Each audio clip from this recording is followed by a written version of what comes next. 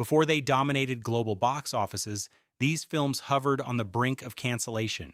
Budgets spiraled beyond projections, weather destroyed sets, lead actors were replaced mid-production, studios debated losses in quiet boardrooms. Each title on this list survived real doubt and measurable risk. What follows is a countdown of blockbusters that nearly vanished before audiences ever saw them. Stay through every ranking because the closer we reach number one, the greater the gamble becomes. At first, this was not a legend. It was a liability. The production was scheduled for less than 2 months. It stretched far beyond that. The mechanical shark failed so often that entire shooting days were abandoned. Salt water corroded internal mechanisms. Scenes designed around spectacle became impossible to execute. The ocean itself refused to cooperate. Universal executives monitored the swelling budget with growing anxiety. What began as a controlled thriller climbed toward a figure that felt reckless for its time. Industry observers labeled the project cursed. Some within the studio quietly questioned whether finishing the film was worth the mounting expense. Insurance pressures intensified. The young director Steven Spielberg was described as overwhelmed. Yet limitation reshaped creativity. Because the shark malfunctioned, Spielberg leaned into suggestion rather than exposure. The unseen predator became more terrifying than any mechanical prop could have been. Composer John Williams delivered a score that transformed absence into dread.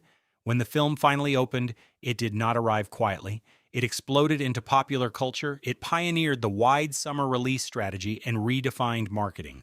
The feature that nearly drowned during production became the blueprint for the modern blockbuster. The disaster narrative dissolved. In its place stood a film that permanently altered studio economics and audience expectations. During filming, this space epic inspired more skepticism than confidence. Shooting in Tunisia brought punishing heat and sandstorms that damaged equipment. Sets malfunctioned. Dialogue sounded strange even to the performers delivering it. Early footage screened for 20th Century Fox executives did not reassure them. Some considered the project confusing and commercially uncertain. George Lucas was operating without the safety net of established superstardom. The budget approached $11 million, which was significant for a science fiction gamble. Studio leadership debated how heavily to invest in promotion.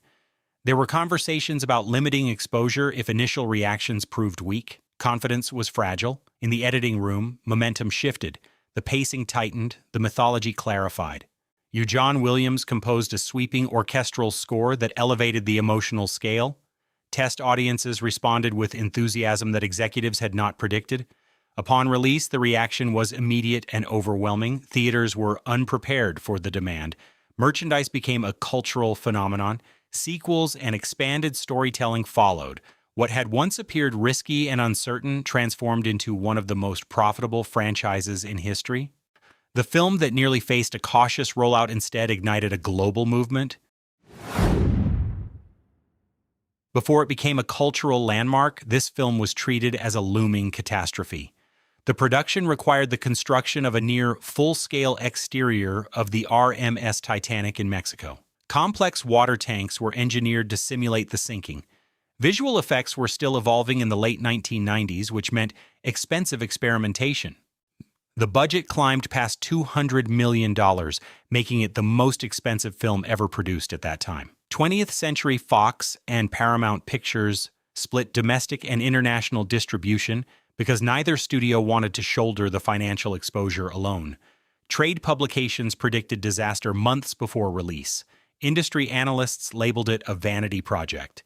There were serious internal conversations about trimming the runtime to increase daily screenings.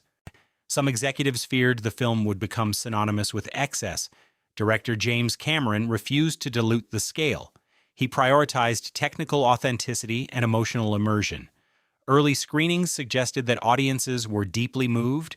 When the film opened in December, it did not collapse under its weight. Instead, it built momentum week after week. Repeat viewings became common, where Titanic remained at number one for months, and ultimately became the highest-grossing film in history at that point.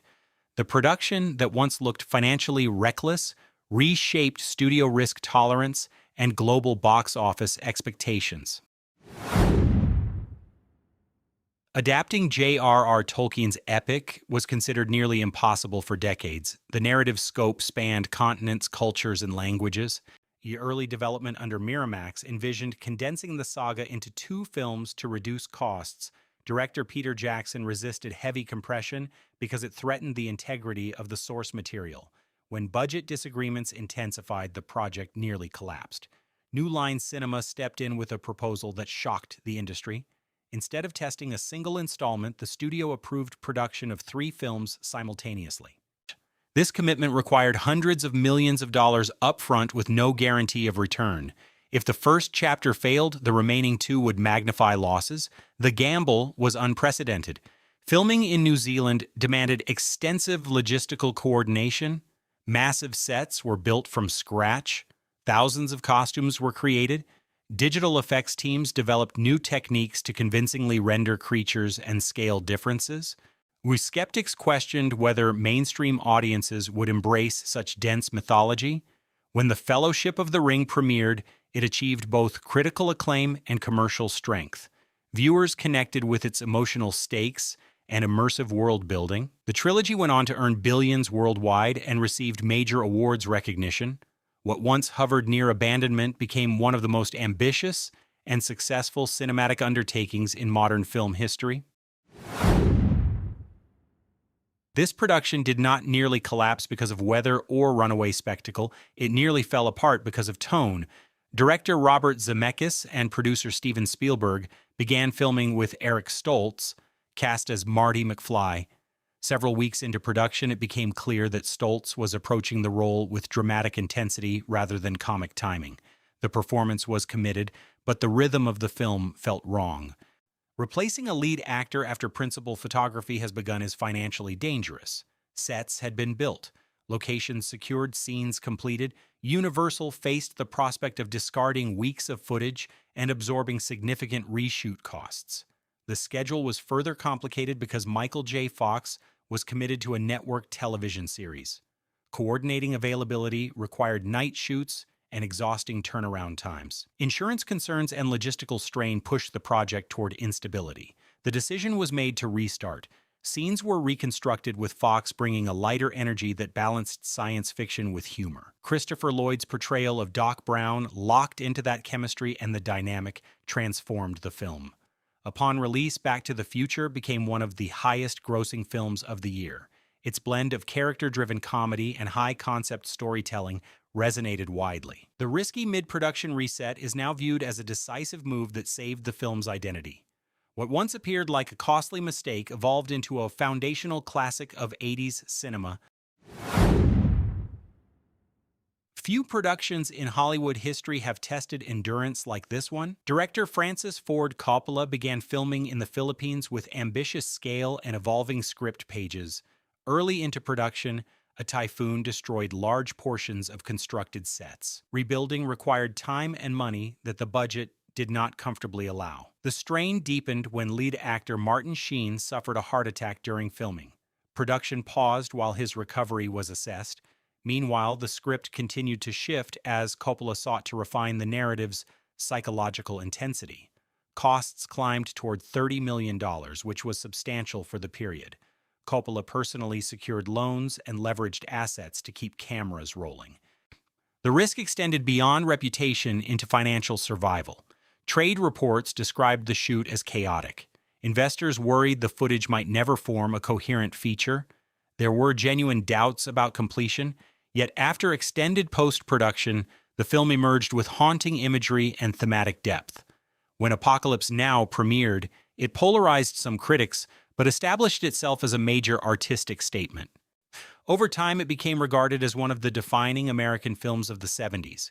The turmoil that nearly derailed it is inseparable from its myth. The project that seemed destined for collapse ultimately secured its place in cinematic history. The return to this desolate highway took far longer than anyone expected.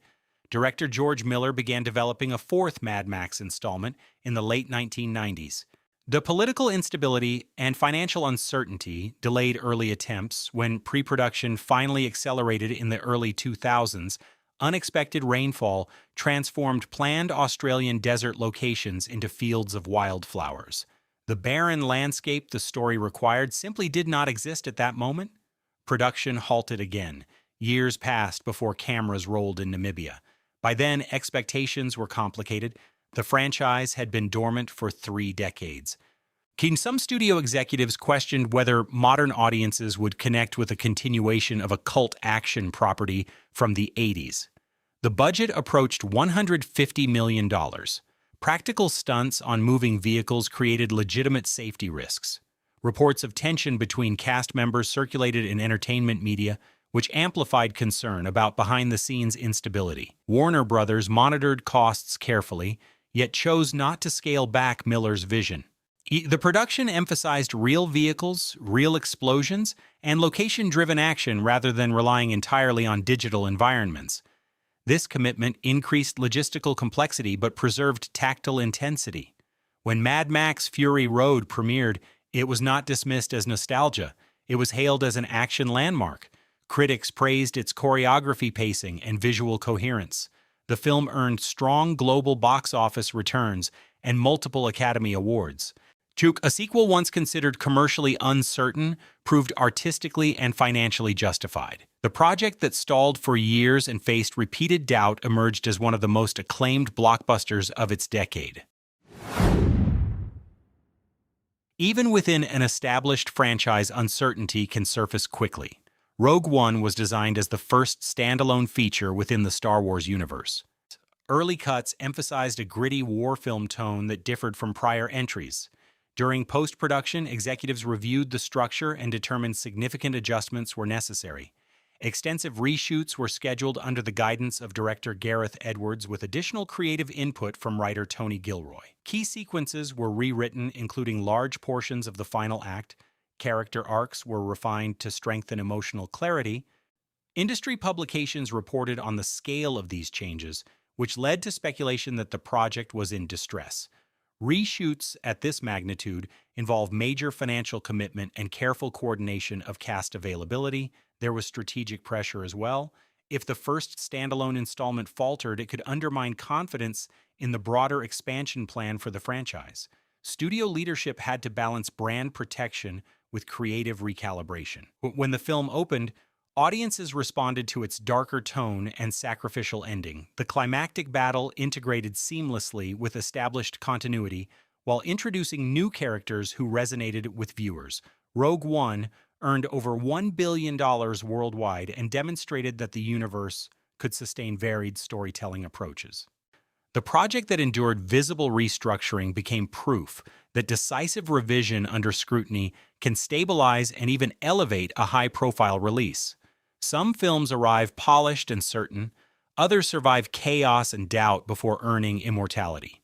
These blockbusters were almost erased by fear and financial risk. Their survival was not luck, but persistence. Next time you watch them, remember this truth. Great cinema is often born at the edge of cancellation.